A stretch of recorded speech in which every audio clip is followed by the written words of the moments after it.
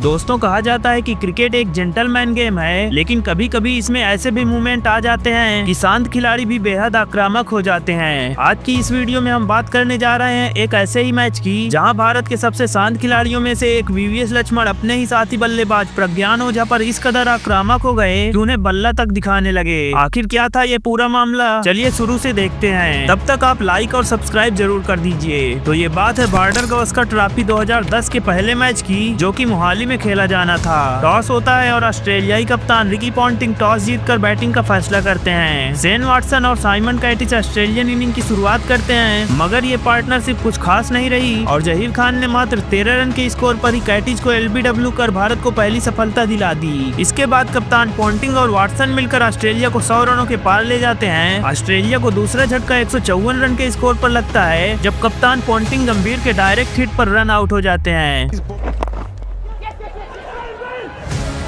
Quick one. It's a hit. Disaster. Yeah, it looked like Ricky Ponting thought he had that covered. He really, and he's given out.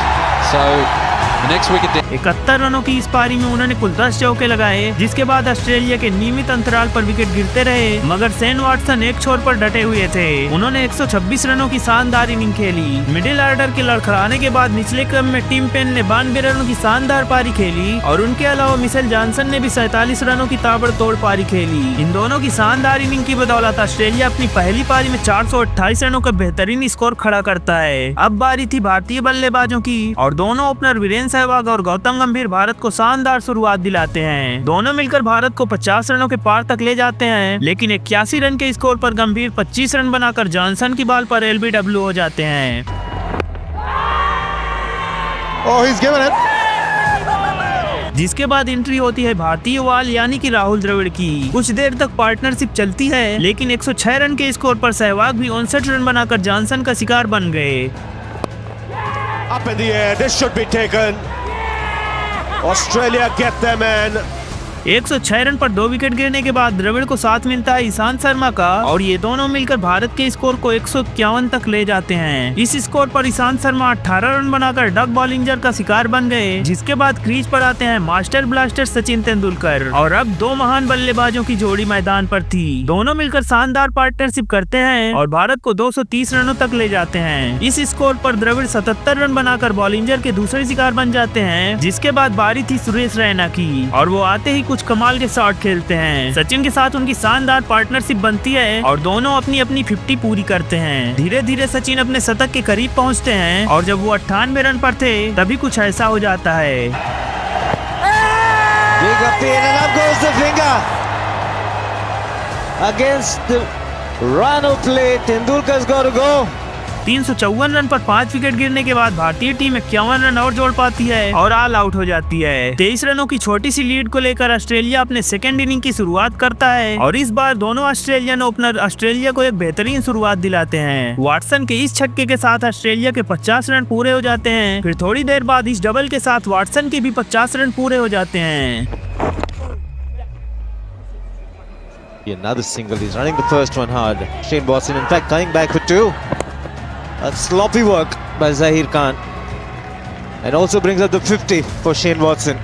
Bharat को पहली सफलता ईशांत शर्मा ने Watson को bold करके दिलाई, लेकिन अब तक ऑस्ट्रेलिया के पास 110 रनों की लीड हो चुकी थी। इस लीड में ज्यादा इजाफा नहीं हुआ था। ईशांत ने पॉन्टिंग को भी मात्र 4 की स्कोर पर रैना के हाथों कैच आउट कराकर भारत को दूसरी सफलता दिला दी। Plays the full shot and he finds the fielder. So it's worked. The plan has worked. Ricky Ponting is disappointed. पर इससे काम बनने वाला नहीं था और ईशांत ने क्लार्क को भी पहली गेंद पर चलता कर इस ओवर में तीसरा झटका दे दिया, लेकिन किस्मत को ये मंजूर नहीं था और ये नो बॉल हो जाती है। इस नो बॉल को ईशांत ने ज्यादा महंगा नहीं होने दिया और अगले ही ओवर में क्लार्क को चलता कर भारत को तीसरा झटका दे दिया। 87 रन पर कोई विकेट नहीं गंवाने वाली ऑस्ट्रेलियन टीम 96 रन पर 3 विकेट गंवाकर मुश्किलों में फंस चुकी थी, जिसके बाद ऑस्ट्रेलिया के लिए कोई भी बड़ी पार्टनरशिप नहीं हो पाती है और नियमित अंतराल पर विकेट गिरते जा रहे थे और जहीर खान के इस विकेट के साथ ही ऑस्ट्रेलियन टीम 192 रन के स्कोर पर ऑल आउट हो जाती है। अब भारत को जीत के लिए 216 रनों की जरूरत थी और ऑस्ट्रेलियन आक्रमण के सामने ये लक्ष्य आसान नहीं होने वाला था। दोनों इंडियन ओपनर सहवाग और गंभीर मैदान पर आते हैं और पहली गेंद पर अंपायर बिली बाउडन ने अपनी औकात दिखा दी। Oh, that can be close. Is it bat? No! He's given it! Bat first. Oh my God, that is a huge inside edge. That is a forgettable decision. इस बेहद घटिया डिसीजन की वजह से भारत इन फॉर्म बल्लेबाज का wicket खो देता है, जिसके बाद क्रीज पर आते हैं राहुल द्रविड़। उन्होंने कुछ देर के लिए सहवाग का साथ दिया, लेकिन 31 रन के स्कोर पर वो भी 13 रन बनाकर डग बॉल इंजर का शिकार बन गए। जिसके बाद सचिन तेंदुलकर आते हैं और एक शानदार चौके के साथ शुरुआत करते हैं, मगर दूसरी तरफ सहवाग के रूप में भारत ने तीसरा विकेट भी गंवा दिया। Taken. Good piece of bowling. Hussey making no mistake. That's a big wicket. 48 run पर 3 विकेट गंवाने के बाद भारत को एक पार्टनरशिप की जरूरत थी, लेकिन सुरेश रैना आते ही आउट हो गए। अब भारत के 48 रन पर 4 विकेट थे और यहाँ से अभी भी 168 रनों की और जरूरत थी। जब लग रहा था कि सब कुछ खत्म हो गया है, तो जहीर खान ने सचिन के साथ मिलकर 28 रनों की एक छोटी मगर बेहद महत्वपूर्ण साझेदारी की। अब भारत के 76 रनों पर 5 विकेट थे और मैदान पर आगमन होता है वेरी स्पेशल यानी कि वीवीएस लक्ष्मण का, जो ठीक से चल भी नहीं पा रहे थे। लिहाजा उनके रनर के रूप में सुरेश रैना भी मैदान पर आते हैं। सचिन और लक्ष्मण शानदार पार्टनरशिप करते हुए भारत को जीत की तरफ ले जा रहे थे, मगर तभी आती है डग बॉल इंजर की ये गेंद। Decides to play the shot at the last moment and Michael Hussey. Sachin के विकेट के बाद भारत के जीत की उम्मीद भी धुंधली नजर आने लगी थी और ये उम्मीद पूरी तरह से खत्म हो गई जब धोनी भी मात्र 2 रन बनाकर आउट हो गए। 1850s. Lot of indecision. Oh my goodness. He's gone. Dhoni has just gotten run out. यहाँ से भारत को अभी भी 94 रन बनाने थे और सिर्फ 3 टेलेंडर बल्लेबाजों का आना ही बचा था। समस्याएं अभी समाप्त नहीं हुई थी, क्योंकि 124 रन के स्कोर पर हरभजन भी आउट होकर पवेलियन चलते बने।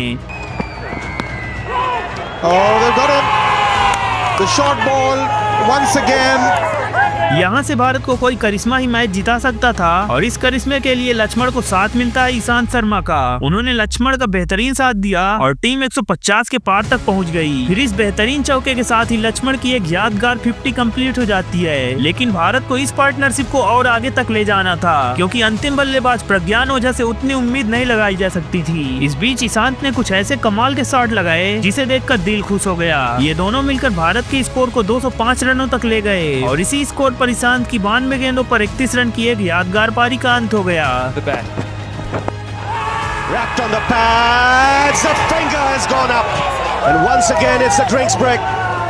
Straight after the drinks break, a wicket has fallen. लेकिन वो भारत को जीत के बेहद करीब पहुंचा चुके थे। यहाँ से भारत को सिर्फ 11 रन ही बनाने थे और ऑस्ट्रेलिया को चाहिए था सिर्फ 1 विकेट। जॉनसन की बॉल पर इस डबल के साथ ही भारत को सिर्फ 9 रन ही बनाने थे और अगले ओवर में स्ट्राइक ओझा के पास थी। उन्होंने समझदारी दिखाते हुए तुरंत ही स्ट्राइक लक्ष्मण को दे दिया। फिर एक और शानदार शॉट के साथ ही जीत के लिए अब सिर्फ 6 रन ही बनाने थे। टाइट सिचुएशन के बीच जब लक्ष्मण ने ये शॉट मारा तो ओझा बिना देखे ही रन भागने लगे और गुस्से में लक्ष्मण ने उनकी ओर बल्ला उठा दिया। वो नहीं चाहते थे कि इतनी मेहनत पर एक रन आउट से पानी फिर जाए। Drives down the ground, sent back. Oja was looking at the ball. Have a look at that. If he had a bat that was about 10 feet tall, that would have... अगले over में strike फिर से ओझा के पास थी और Johnson की एक ball उनके पैड से जा लगती है, जिस पर कोई रन नहीं था, लेकिन फील्डर के ओवरथ्रो की वजह से चौका हो जाता है। हालांकि यहाँ किस्मत पूरी तरह से भारत के साथ थी, क्योंकि पहले तो ओझा एलबीडब्ल्यू थे जिसे अंपायर ने नकार दिया और फिर वो रन आउट से भी बच जाते हैं। अब जीत के लिए सिर्फ 2 रन ही बनाने थे और जॉनसन की इस खराब गेंद को कीपर पकड़ नहीं सका, जिस पर दोनों बल्लेबाजों ने 2 रन पूरे कर लिए। एक वक्त असंभव लगने वाले इस टारगेट को ईशांत और लक्ष्मण की शानदार पार्टनरशिप ने भारत को ऐसी यादगार जीत में तब्दील कर दिया जो किसी ने सोचा भी नहीं होगा। 73 रनों की शानदार पारी खेलने वाले लक्ष्मण की ये इनिंग किसी डबल सेंचुरी से कम नहीं थी, वो भी उस सिचुएशन में जब वो ठीक से चल भी नहीं पा रहे थे। टेस्ट इतिहास में इस मैच को हमेशा याद रखा जाएगा। दोस्तों, वीडियो कैसी लगी कमेंट जरूर करना और लाइक सब्सक्राइब भी कर देना। मिलते हैं नेक्स्ट वीडियो में।